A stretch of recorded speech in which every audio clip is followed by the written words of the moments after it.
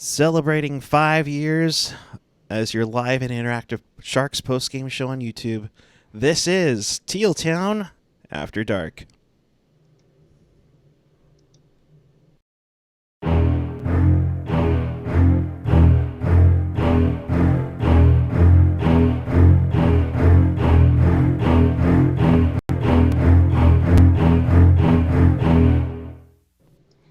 Good evening, everyone. It is Thursday night, January 16th, 2020, and the San Jose Sharks not having a great road trip this go-around before the All-Star break. They lose to the Colorado Avalanche 4-0. But welcome to Teal Town After Dark. This is your live and interactive Sharks postgame show. We do this home and away, regular season playoffs, win or loss, don't have painful it gets. But to be a part of the show, there are multiple ways to interact with us, chat with us and fellow Sharks fans in our YouTube chat on the page or the app. And of course, follow us on the social, Twitter, Instagram, YouTube, Facebook, SoundCloud, Reddit, and of course, Discord. And for more Sharks content, visit us at tealtownusa.com. Pleased to be joined tonight by Mr. Erik Landi. Hi, everybody. I guess it's like it's like The Simpsons, right? Hi, everybody. It's Dr. Nick. Because boy, man, do these Sharks need a brain transplant or what? But not a great night in Sharksland, that's for sure. Yeah, not exactly the best night, and didn't start off well, didn't end well, just didn't. Not ready to go tonight, for sure. Especially after what we heard from the locker room following the game on Tuesday night. You were hoping for something, and not exactly the greatest thing around. And we're already getting a boatload of comments. So, dare I do this right now, Landi? What are we I'm just looking at some of the comments that are rolling in already. I mean, what is there to be said about this team? I just feel like, it's Groundhog Day. It's Lucy, pulling the football in front of Linus, or Charlie, excuse me. Yeah. It's just so, it's gotten so repetitive. The refrain has become so repetitive. About the mistakes in their own zone, about the goaltending, about deployment and the way that the coaches are deploying the players. I'm apathetic at this point, and that's not like me. Normally, normally I'm fairly level-headed, but yeah. This is just ridiculous. I don't know what's going on with this team, and I don't think that they know either.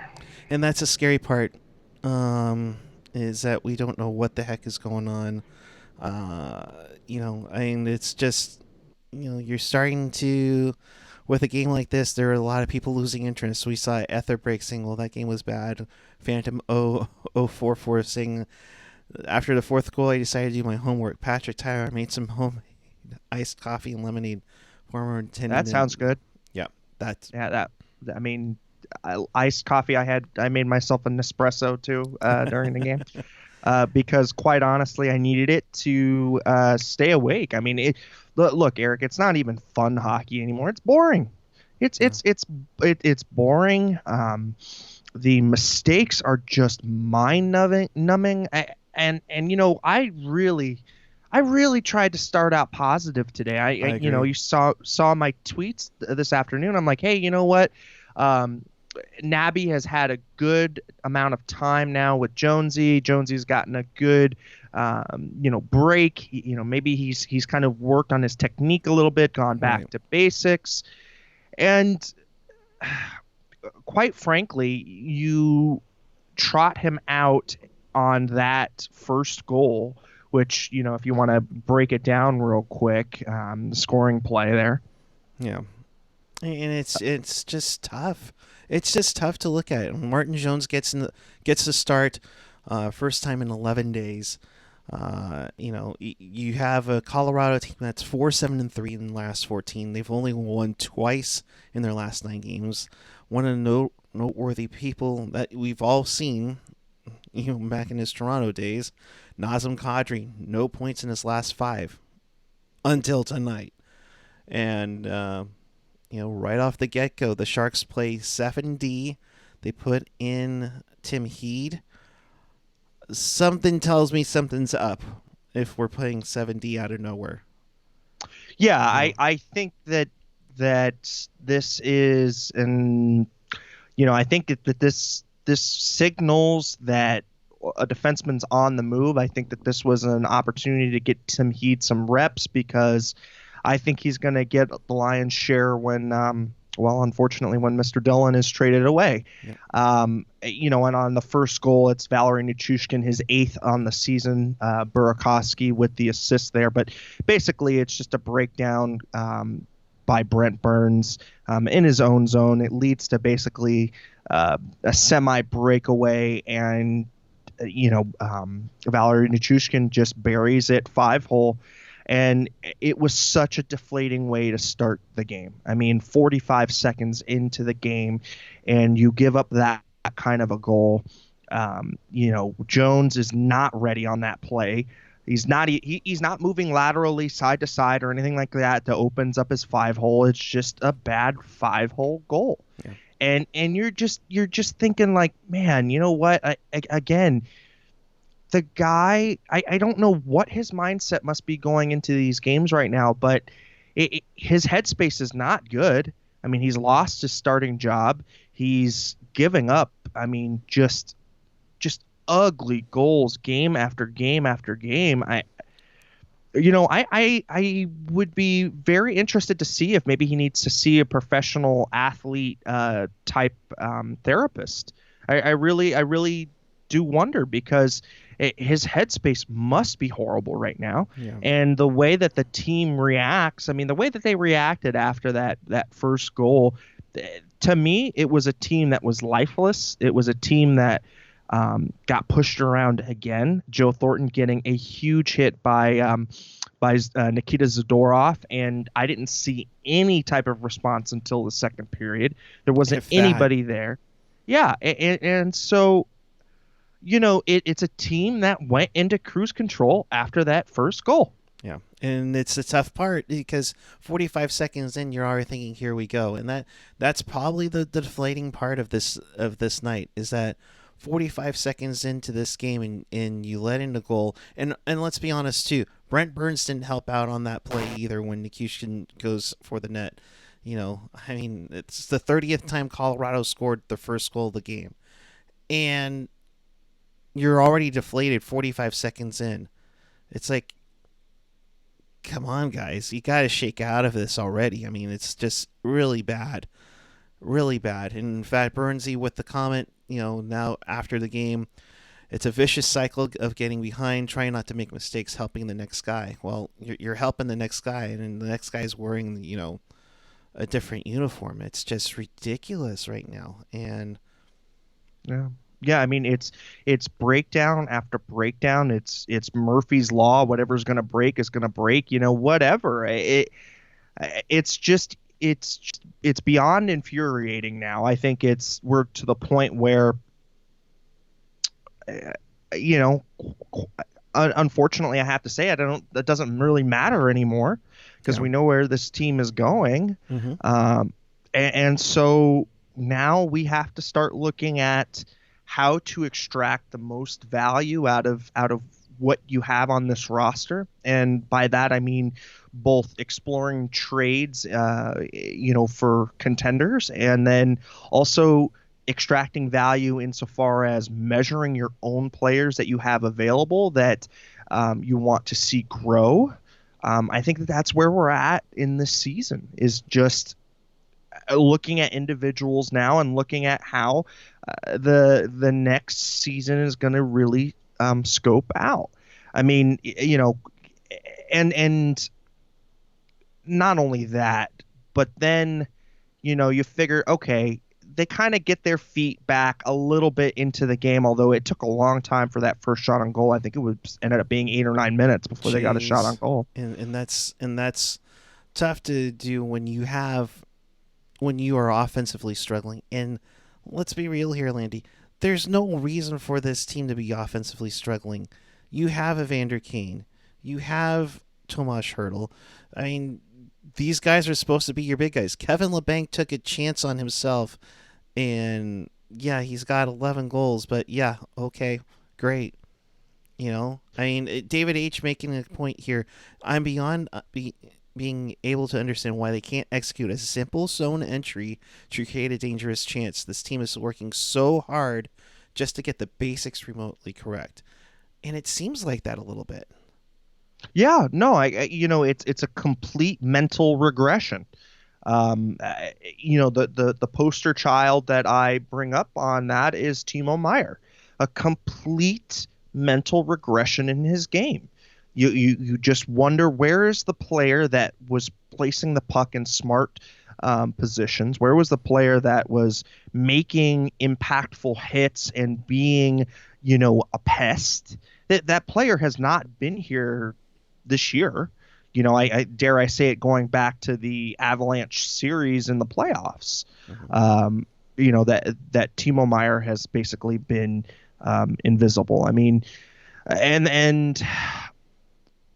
so they, and let's not to beat a dead horse here, but they go, back into the game, and you could see that they were making some better plays a little bit further into the period. I think Martin Jones got his feet a little bit more under him, and you're like, okay, well, maybe Martin Jones looks like he could maybe pull out, one of those type of games where he gives up a really bad stinker, and then puts together a little bit of a good run. But then Cale Makar with his 10th on the season off the face-off, 1957 on the clock. Kadri with the only assist because he, won the face-off to shoot it back to the point.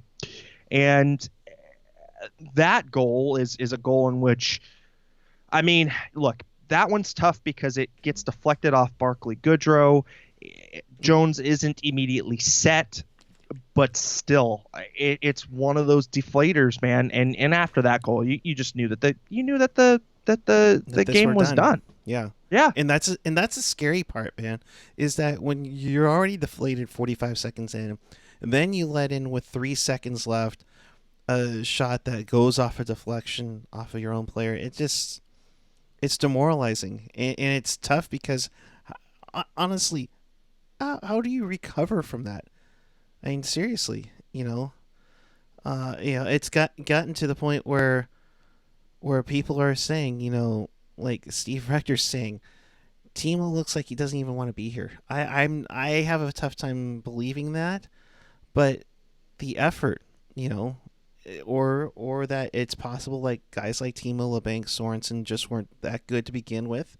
That they benefit from not being the most watched guy on their lines. I don't think that. I don't think it's that. So insofar as where they are, talent wise, I think that they're talented players. They look like players, quite frankly, that have checked out mentally, have checked out of the game. They have one more game before the All-Star break. And not exactly an All-Star break. They get their bye week, then they get the All-Star break. I mean, honestly, Hertl could probably go on a vacation really quick and then fly to St. Louis for the game. Getting some comments from Bob Bugner. We felt good before this trip. Now it's time to man up. We're not on the same page. When we play the right way, we can compete with the best, but we aren't executing. That's scary to think right now. That you are a month into your regime and guys are not on the same page. So what on earth is going on? I mean, Erik, if you wouldn't mind pulling up, I believe it was Eduardo Gonzalez's text in here. Could the EK65 deal be affecting the players in different ways? I.e., why is this guy getting all the money when he has not been paid his dues for this team? I think that that's an interesting point to expound upon. I definitely think, and we've gone over this multiple times, but it should be said again, that the Evander Kane deal really started this whole kind of mess where, Evander Kane was paid at market value.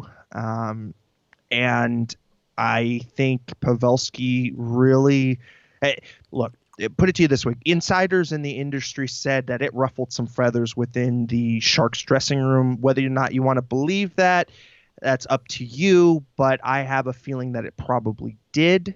It upsets the balance of the pay scales there. And when that happens, you do get a little bit of locker room fatigue.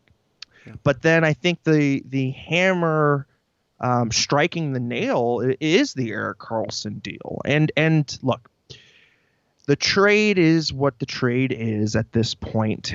You can go back and you could say, hey, lottery protection would be great on that pick. But again, if any of us are the general manager and we're present that deal, we're going to make that deal. And again, with the contract, he was going to get that contract from anywhere. I agree with that as well. So then you have to start wondering, okay, is the makeup, meaning having two alpha right-handed defensemen the way that they have it set up here, was that ever going to work? And you saw glimpses of it, but I think a lot of that was because you had a Fulcrum and Pavelski who could really complement Brent Burns, that tip and shot kind of tandem between those two really hid a lot of defects in the offense. Erik Karlsson is designed to play a more mobile game, but I also think a more counterattack style game where he likes to lead the rush, where he likes to lead a 3-on-2, where he likes to really hold on the puck through the neutral zone. And this team has never really, the last person to really do that was Dan Boyle, but even still it was just different. And I don't think that the team has figured out how to integrate Erik Karlsson and Brent Burns on the same team. Well, and see, I counteract that when they acquired Brent Burns originally. You had two offensively minded right-handed defensemen in Burns and Dan Boyle. Yes, Boyle is a little more defensively, but he also had the offense to go up with it. That it to me, yes.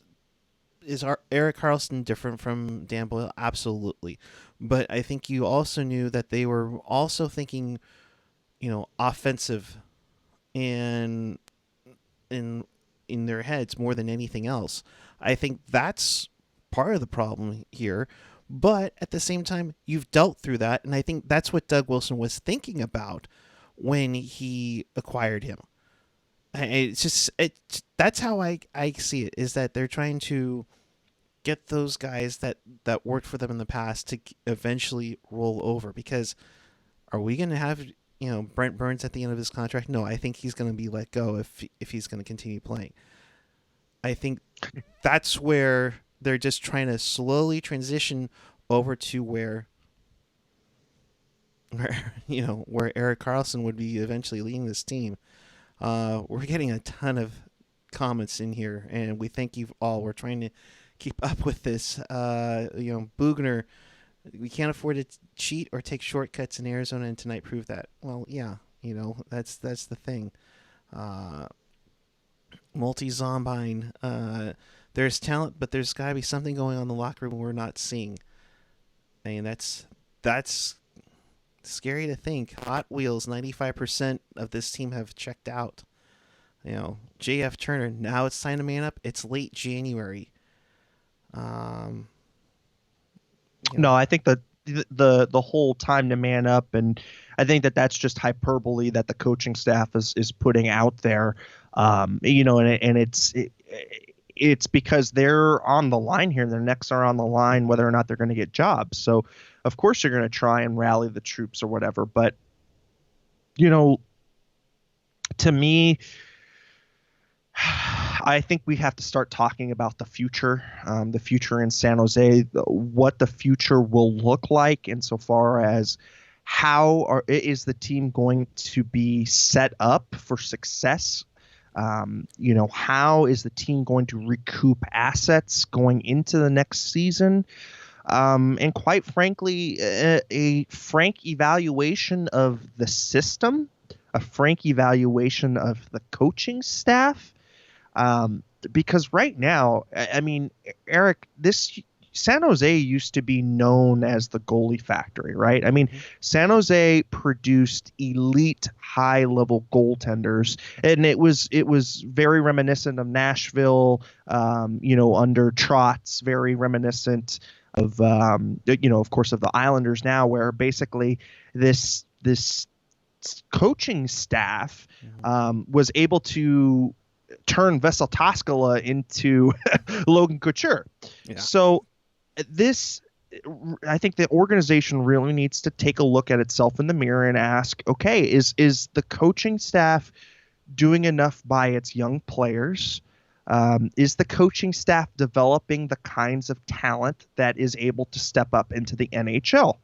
And they need to be frank about that, because going into the season, there were a lot of holes that were supposed to be filled internally, and yet they came up and were not able to do that. So again, it's a frank conversation and a frank discussion and a frank review of where the entire organization is, from development staff, scouting staff, all the way through to the head coach. It's going to be a huge reality check in the offseason with what this team is. I mean, honestly, in as much as I hate to bring up Kevin Kurze's tweet about, the worst case scenario is Vegas winning the cup and the Sharks give away the number 1 pick to Ottawa.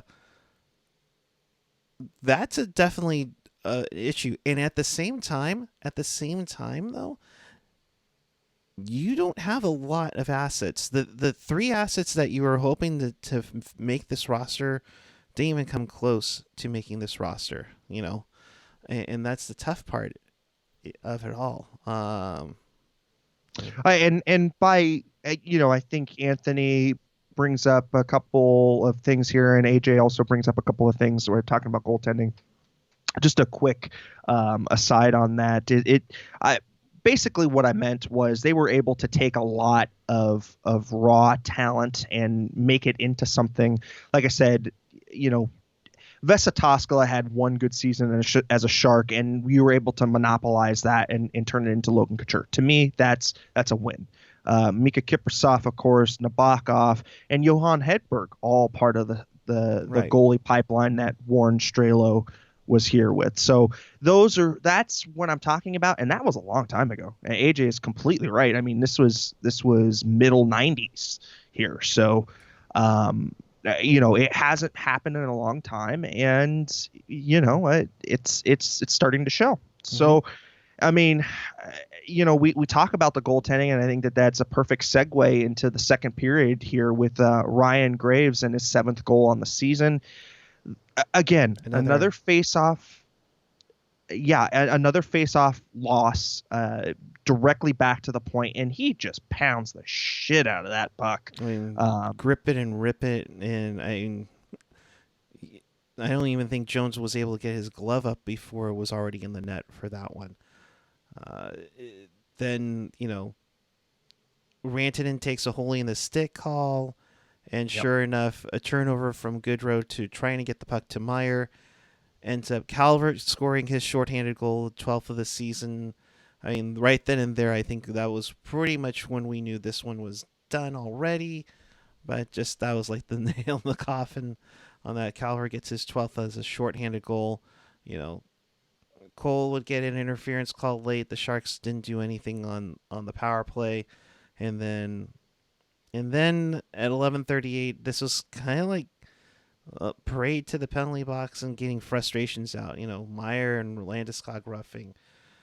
Dylan takes a dumb holding call because they kept giving up 2-on-1s when they were 4-on-4. Yeah. No, it was. it was just again blown assignments. It was players that didn't care at that point. At that point, it was players that didn't care. I think the only thing really cared about was getting even in the physicality department, and even then, it was a piss poor attempt at that. I am not, going through the chat again. I'm not advocating for a Doug Wilson firing. I think look, I think you have to have a level of stability within an organization. And I think that starts with the top. However, does that mean that maybe a different voice needs to be added? And not have like a Doug Wilson Jr. be right there and really nepotism at its finest. Maybe you need to bring in a fresh assistant GM, and really, like I said, clean house. Look at developmental coaches needing to be changed out. Erik, you talk about it all the time, but Roy Sommer being in his position for so long, and the types of players that he develops, and the types of players that the Sharks need at the moment, I think that there's a disconnect there. I don't want to get started with Roy Sommer. They will say how wonderful and how many players he's developed into NHL players, but I'm. The knight in shining armor, Jonathan Chichu, Milan Mahalik. Right. They definitely got their thing going on, but at the same time, you talk about Joe Pavelski. He was barely with the Worcester Sharks for like maybe a month or so before he got called up and stayed with the team. Logan Couture. Same with Logan. Yeah, he wasn't there for long either. I mean, yeah, he did his thing. That's fine. Timo Meier, yeah, I'll give him that for a year. Kevin LeBanc, yeah, I'll give that to him. He was there for a year. That's it. Yeah, you're absolutely right. Who has Sommer coached for an extended period of time and got them to an all-star appearance? Yeah, I'll do you one better, Erik. I'll ask you one better. When was the last time that the Sharks had a homegrown superstar player? I'm talking bona fide superstar player. And let's not talk about, the Sharks haven't drafted all that well, or they haven't gotten good picks or good positions to pick. But really, who has this team developed into a bona fide superstar? Okay, crickets on that one. All right. How about a perennial all-star, or how about just an all-star in general? I mean, Tomas Hertl is who I guess we're looking at now as probably the best.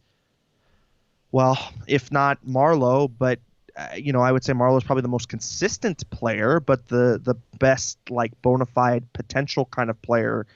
You look at Hertl, I guess, but again, you're stretching it out here. You're trying to, and that's the thing. Put lipstick on a cow. And that's the thing, is that you aren't getting a number of players. Yeah, Hertl,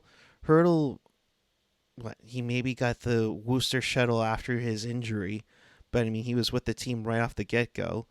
Couture, like we said, yeah, he was here for maybe a little bit after he played in the frickin' junior, and then had a cup of coffee in the AHL. Patty never saw the day in the AHL. So maybe that tells you something. You talk about Couture, barely there. Hertl, I don't even maybe conditioning assignments. Marleau went to the NHL. Pavelski was there for like a cup of coffee. Right. That maybe tells you something, but you can give them, yeah. And AJ mentioning it, give them credit for LeBanc, Braun, and the bottom round picks. Sure. I think just to wrap this up with the bow and to kind of put it all together, what we're saying here is that these problems are self-inflicted because there isn't enough talent to replenish what holes the Sharks had going into the season. So yeah, it's a coulda, shoulda, woulda. But again, I'm now looking an eye towards the future. How do you fix that? You fix that by really making frank and honest assessments of what you have. I think that this team very much overestimated its prospects going into the season. I think that they maybe were sniffing a little bit too much of the smelling salts there, thinking that, 3 or 4 positions could be filled internally. And so, again, you have to come up with a plan of how this team is going to move forward. So to me, that starts with the organizational review, so to speak. Yeah. And then it goes into asset management, whether or not that is trading away a Brendan Dillon or a Milker Karlsson, or hell, I've heard of people saying you might need to take a shot off the bow on some of the young players, maybe a Kevin LeBanc. I, for one, do not like the idea of trading any kind of cost-controlled player, any kind of player that's still in their RFA type window, because, boy, let's just say Kevin LeBanc goes to pick a random team, with an up-and-coming youthful core. And then, you see him explode for 80 points or 60 points or whatever. So, because there is that player in there, and, he's only 1 year removed from a 50-point season. Yeah. So, again, it's how you manage those assets going forward. Or maybe they hit a peak spot. Yeah. They hit that peak spot last year, and let's be honest, a lot of them had, expiring deals. They want to make themselves look good. Totally get that. And, maybe they hit that peak spot, and now this regression just a little bit, as AJ would say, just a skosh, and that's the thing. The thing about this, too, and Anthony Sanchez, you did make a good point here, is that the Sharks can't afford a financial rebuild to go through a total rebuild. Then they need to be competitive to compete against all the other Bay Area teams. If we suck for a long period, our arena will look like Florida. I said that, right after the reverse sweep. After that, you also had Levi's opening up. This was even before the Warriors, and this was in the middle of the Giants run. Because honestly, let's be real here, and we won't start the media stuff, but that's the thing. They'll give the love to the Giants, they'll give the love to the Warriors, and for right now they're giving love to the Niners at this point. And it's funny to say that they won't come down to San Jose to cover a Sharks game. They'll go to Santa Clara for an NFL game. And the thing is, But Erik, yes, we say that, and I think that it's very much true. I think that the media definitely is uneducated towards hockey. We'll just put it towards that and leave it there. Yeah. But has the Sharks given them any reason to follow them? That's the thing, right? Outside of the one Stanley Cup run, sorry, go ahead. Go ahead and finish your point. Sorry. I just, you have had, outside of in the last, let's say, 5 or 6 years, where you've really started to get some new personalities within the Sharks. There wasn't a lot of personality to the Sharks. Maybe, when you had Ola Nolan, but again, 90s, a long time ago.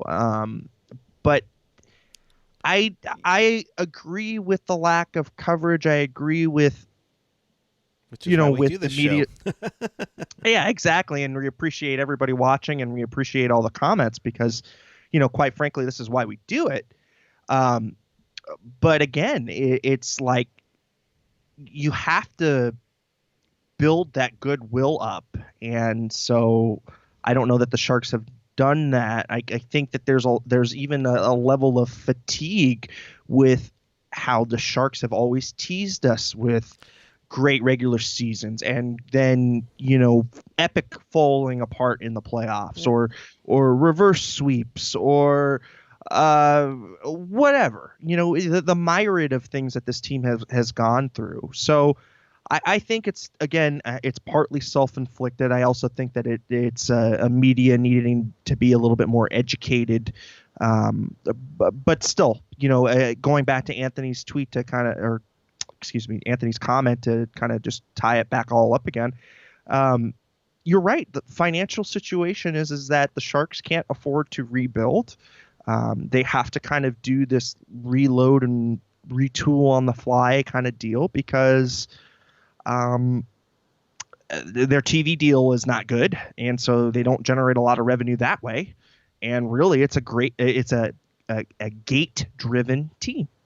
And that's where they need to continue to be competitive. And that's where you're going to see some of these moves where you go, okay, that's to win now. Totally get it. I totally get it. So, putting a bow on this game, the Sharks get their second shutout in 3 weeks. Yikes. A little bit more respectable opponent this time around. Joe Thornton played in his 1615th game. That ties Larry Murphy 10th all-time in games played in the NHL. Not exactly the greatest night to go around. But some interesting images to look at before we get to the wraparound. All right. Let's congratulate Sharks broadcaster and USA Hockey Olympian Kendall Coyne Schofield. She was named to the part of to the American side for the Elite Women's 3-on-3. That'll take place at the All-Star Skills Challenge. That's at the All-Star Game next Friday night. Appreciate it.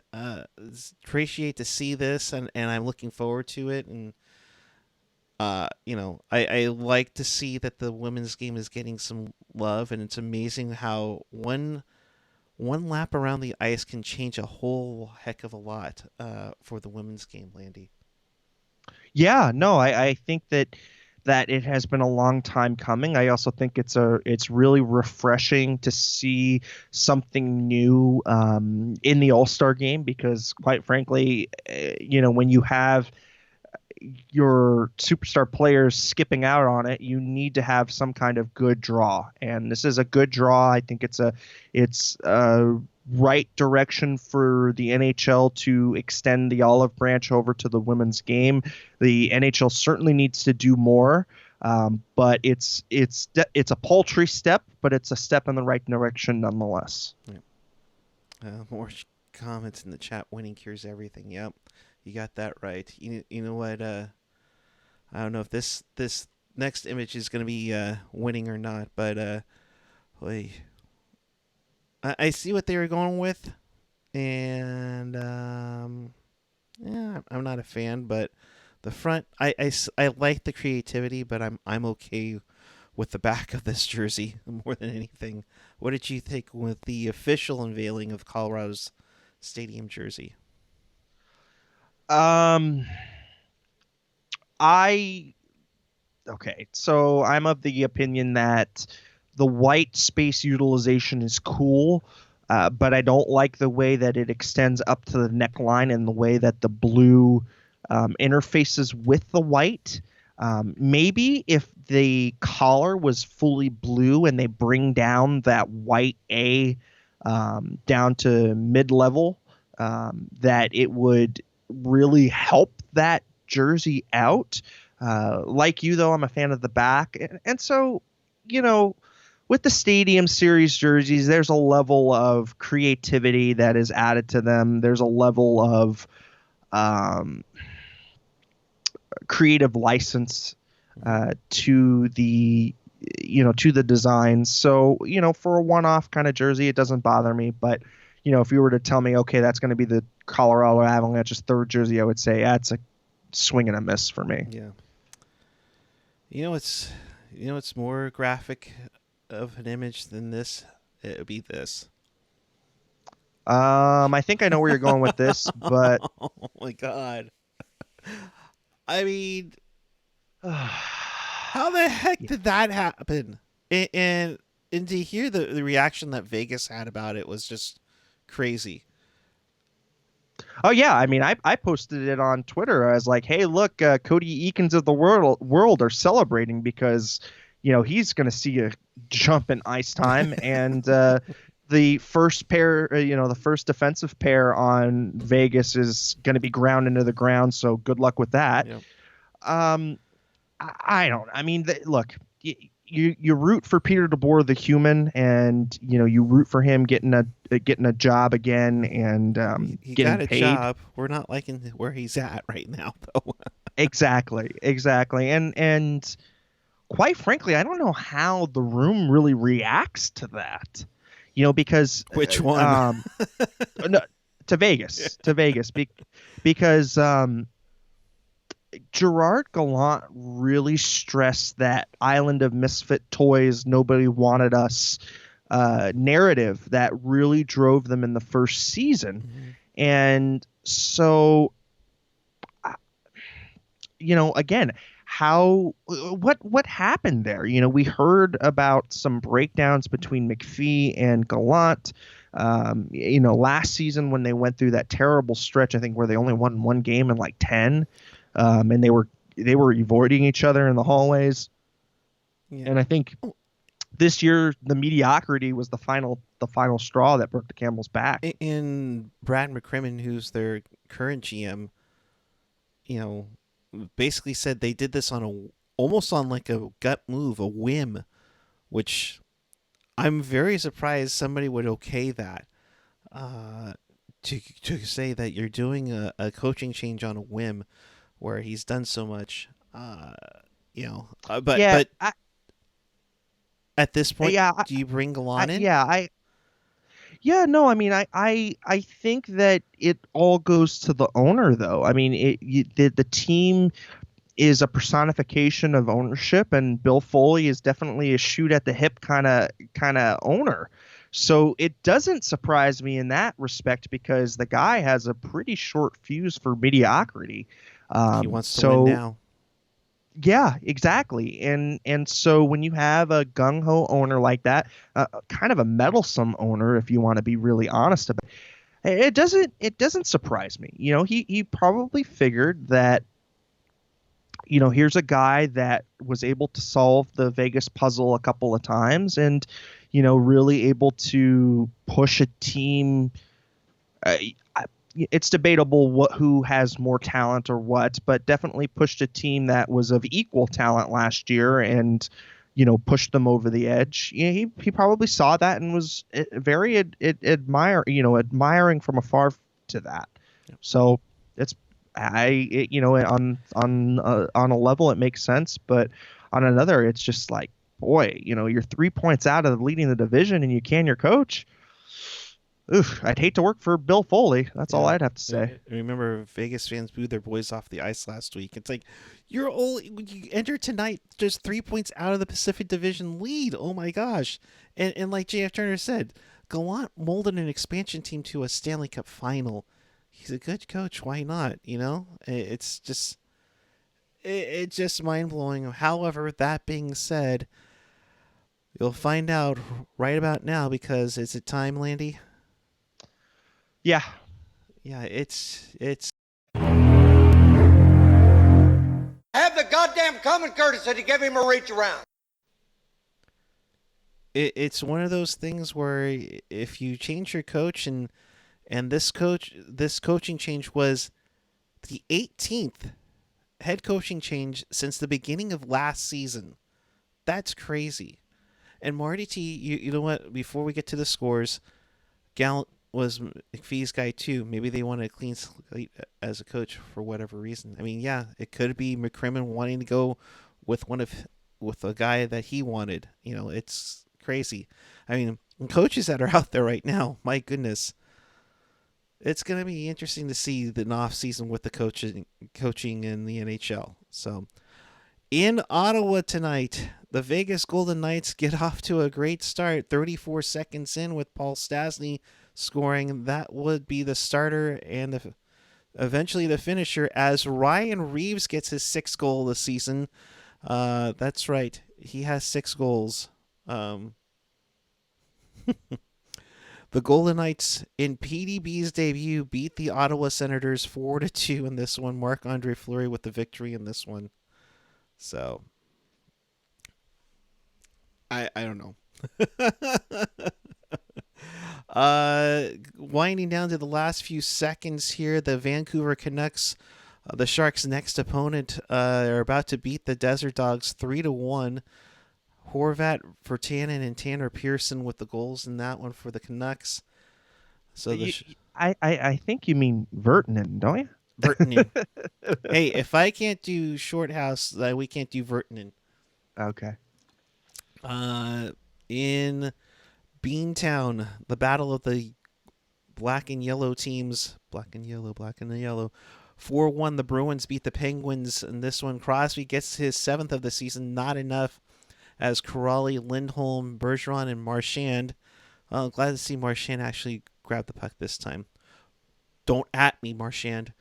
Get the goals for the Bruins in this one. The Flames, man, not a good night for the Sharks. The Flames win in a shootout 2-1 over the Toronto Maple Leafs. In that one, the Flames now go to 57 points on the campaign. The Panthers beat the LA Kings 4-3. Brian Boyle gets credited for the game-winning goal on that one. Kopitar and Jeff Carr and Iafallo try to make this game interesting with 3 goals in about 6 minutes, but not enough left for it. In Long Island, the Islanders lose 3-2 to the Rangers, but man, did you see that hit that Eberle took? No, I have not. Oh man, the guy with just a blindside hit cross-checks Eberle where his head hits the post and he goes down hard. Definitely, yeah, not the fun. Gruesome. So, moving onward, the Flyers lose to the Canadiens 4-1. You know, ever since Kovalchuk went to Montreal, he's been on a roll. He gets 2 goals in this one, now 6 in the campaign. Maybe LA was wrong about him. I don't know. Hey, LA is wrong about a lot of stuff. Yeah, if you thought Colorado's Stadium Series jersey was meh, LA says hold my beer when that comes out. Oof. Washington beats the Devils 5-2. Corey Schneider gets the loss in that one. Wow. Ovechkin gets a hat trick. He gets to 31 on the season there. As Samsonov continues to roll for the Capitals, so it makes you wonder if Holtby's going to be able to test free agency. That one. The Blue Jackets beat the Hurricanes 3-2 on this one. Mercer Likens continues to go on and on. And then we told you about the Knights and Senators. The Ducks beat the Predators 4-2. So the Ducks get to 41 points on the campaign on this one. Saros takes the loss in that one for Nashville. In Minnesota, former Shark Alex Stalock gets the victory over the Tampa Bay Lightning 3-2. The final there. Kucherov had 2 goals. 1 on the power play wasn't enough for the Lightning to get a victory. The Sabres seem like they have decided to wake up for a bit. They beat the Dallas Stars 4-1. Thank you very much. Jamie Benn with the lone goal for the Stars. And that gets you caught up on everything. Oh, man. I mean, it's just been a crazy amount of news and everything, not the least of which, it's sad to say, we are credited for giving the Sharks 2 goal songs, and that went by the wayside, as we will see once the Sharks return to the All-Star break, as they introduce individual goal songs for each player for that one. I mean, I don't particularly care for that, but whatever. Well, to me, I thought this was a team sport. We're supposed to teal together. I guess we just goal individually. I don't know. Yeah. No, I mean, I don't know. I guess maybe it's a kind of a gimmick for bringing fans in, but yeah, I don't like this move. I think it's kind of lame. I like our goal song. I think it's cool. I think that it's harkens back to the era of the team's inception, and yeah, I feel like this is gonna fall flat on its face. It's going to be interesting to see what the guys come up with, because the guys would be chomping at the bit, including how Logan suggested that Tomas Hurdle's one should be Sir Mix-a-Lot's Baby Got Back after LeBank's comments. So that should be Hey, Burge coming up with a good one. Adagio is the best goal song for this team. Yeah, it is. Right? Talk about a slow march to death. Yeah. Yeah, no kidding. But it will be interesting to see once we get there. So Steve Cropper's like, we need a laugh, guys. Give us a joke at least. Now we're more bummed. Right. No, I mean, not that you put us on the pressure. I mean, come on. Yeah, no, I totally agree. I mean, there's not really much to laugh at. I mean, to me, this has just been one of those seasons that is just, it's literally been the hardest season to watch as a Sharks fan, I think, for me. When it all, oh, thank you for adding to the swear jar, Laurel. Thank you, Laurel, for all those Fs I gave. Yeah, it's tough. It's been a really tough season, and I think it's exacerbated by the fact that this team has so much talent and it's just not executing at all. So I'm out of it for you guys. Well, we're getting some ideas here. AJ saying for Joe Thornton, Allison changed Rooster. All right, I can get that. Chris S. Ouch. We won't find out what goal songs are for half the team. Let's be real. Yeah. Aether Break. As obvious as this is, Hurdle needs to have the 90s Teenage Mutant Ninja Turtles theme. 21 bucks. What's up, Ruben? Logan will probably have some Drake song. Yes, you'll be Kiki. Do you love me? Do you ride in? So you never. Yeah, no, it's gonna be something like that, But hey, can we get a Shorty Goals song? If you're, I'm assuming there's an artist named Shorty. I don't think you want a John Shorthouse goal song, although he has sang with Michael Bublé. Just gonna put that out there. Phantom 044 saying everyone should pick Boulevard of Broken Dreams. Great to see they got a Bay Area artist to do the All-Star game a year late. I was telling you guys in the chat, I was like, man, Green Day must be short on cash or something. Right. So, all right. Well, if you missed anything or you want to watch this again, check us out on tealtownusa.com or your favorite podcatcher, whether it's Apple Podcasts, Google Podcasts, YouTube, SoundCloud, Spotify, TuneIn, iHeartRadio, always available at tealtownusa.com. So check us out that. Yes, AJ Vlasic, who let the dogs out. Yes. Oh, JF Turner, wake me up when September ends. It should be more like wake me up when October ends. Yikes. So, all right, with that, I think that gets us gone for the rest of the night. We want to thank the currently 62 people watching and the 1,907 subscribers on the YouTube channel. We are on our way to 2,000 on the YouTube, 2,000 on the Instagram for that matter, and 5,000 on the Twitter machine. So by all means, tell all your friends. We appreciate the support immensely. Give us the love. We'll give our love right back to you as your live and interactive Sharks post-game show, along with Doug Bentz was interviewed by AJ about what's coming up for the 30th anniversary, what's going on at the Solar for America ice, and for that matter, the Club 91, which seems to be quite popular right now. So definitely check out all of our content on all of our social platforms as well. Landi, of course, it's always good to talk with a fellow Erik who spells his name the right way. Your final thoughts on where the people can find you. Final thoughts. It's a slog right now, everybody. But I think there will be some interesting moves ahead. I think that there will be some really.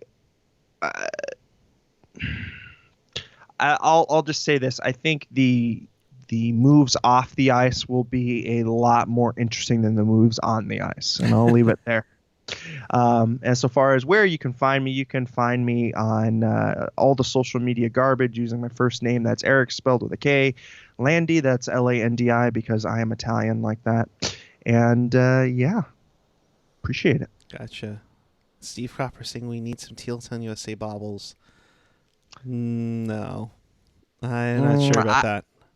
We could probably put together a bobblehead like diorama of my laundry.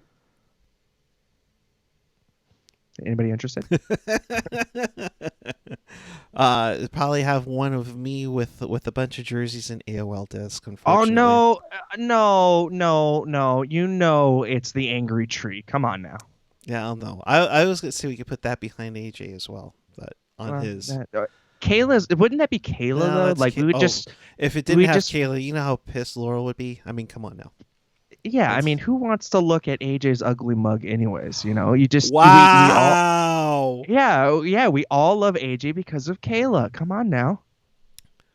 Laurel, I slept all last night and all day to prep for my birthday tomorrow. I just woke up to come see you guys host the show. Thank you. Thank you, Laurel. Happy birthday to you. You have a great night. And of course AJ gets you back, man. Want a Landi bobblehead? Just get a Birds Man Fun bobble. Hey, you know what? AJ is just jealous of Flow. Oh, no. I'm going to release the Flow. Oh yeah. What did this become an Herbal Essences commercial? Oh boy.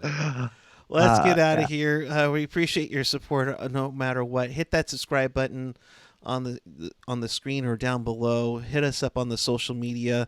We'll be back with you Saturday night as the Sharks take on the Vancouver Canucks. I'll be on that one. Until then, keep it real, keep it teal, keep it real teal. Have a great night, everyone. We'll see you Saturday.